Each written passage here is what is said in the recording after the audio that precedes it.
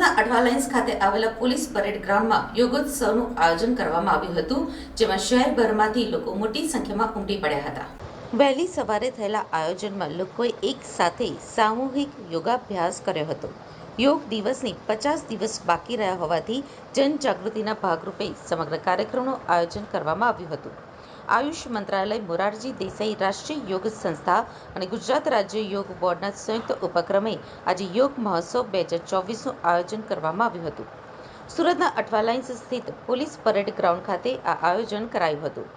દર વર્ષે તારીખ 21મી જૂને વિશ્વભરમાં યોજાનારા આંતરરાષ્ટ્રીય યોગ મહોત્સવની ઉજવણીના 50 દિવસ પહેલા લોકોને યોગ માટે પ્રોત્સાહિત કરવાના હેતુસર યોગ મહોત્સવ 2024નું આયોજન કરાયું હતું. આ કાર્યક્રમમાં નાની વયના બાળકોથી લઈને મોટી ઉંમરના પુરુષો અને મહિલાઓ પણ જોડાયા હતા.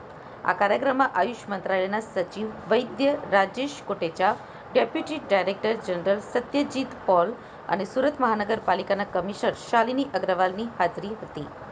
અન્ય મુખ્ય અતિથિ તરીકે અવિનાશ ચંદ્ર પાંડે કે જેઓ નવી દિલ્હીના ઇન્ટર યુનિવર્સિટી એક્ઝિલેટર સેન્ટર ખાતેના પ્રોફેસર પણ હતા.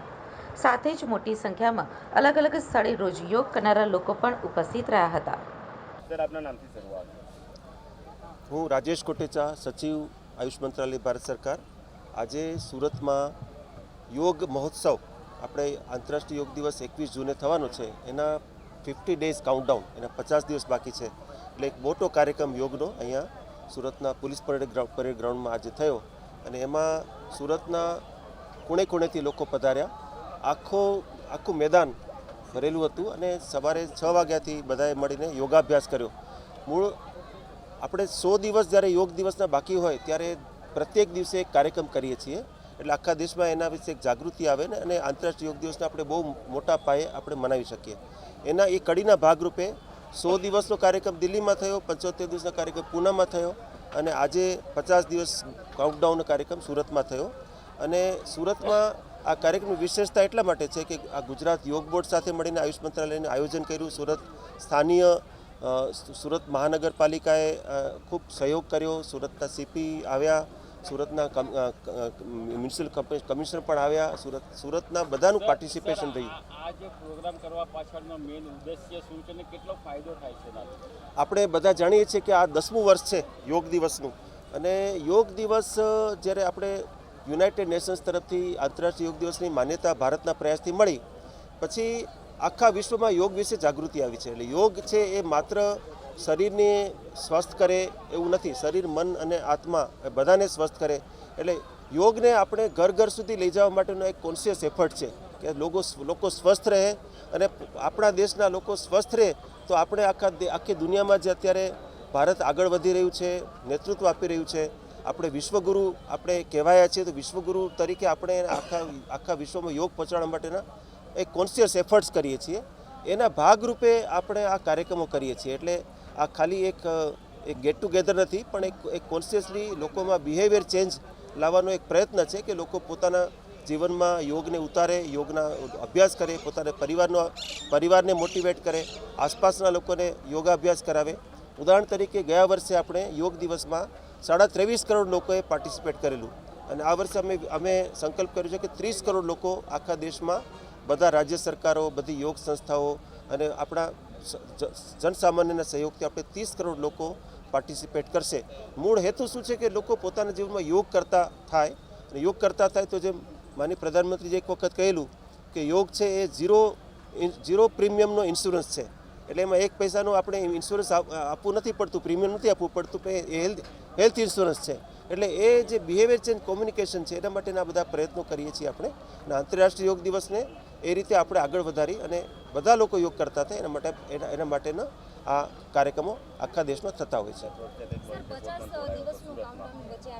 પ્રત્યેક દિવસે દેશના દરેક ક્ષેત્રોમાં આવા કાર્યક્રમો કરીએ છીએ. પ્રમુખ મોટા કાર્યક્રમો 100 દિવસ, 75 દિવસ, 50 દિવસ અને 25 દિવસ એવી રીતે કરીએ છીએ.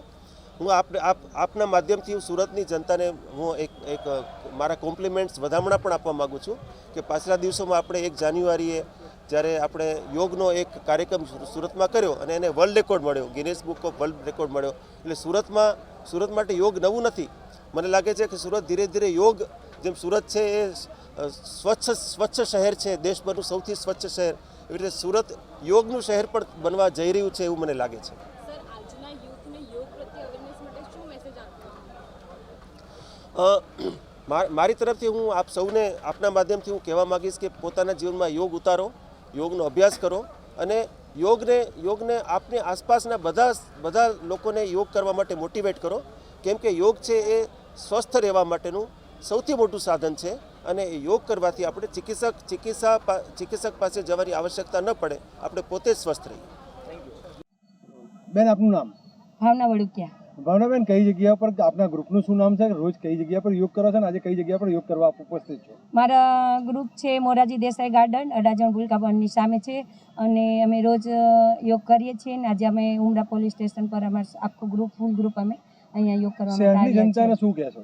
શહેરની જનતાને કહે છે ઘર ઘર સુધી યોગ પહોંચાડો અને સ્વસ્થ રહો, મસ્ત રહો અને આપણા મોદીજીનું જે આપણે એમનું છે એ આપણે ઘર ઘર સુધી યોગ કરતા રહે અને સ્વસ્થ રહે. આપના ગ્રુપમાં કેટલા લોકો યોગા કરે?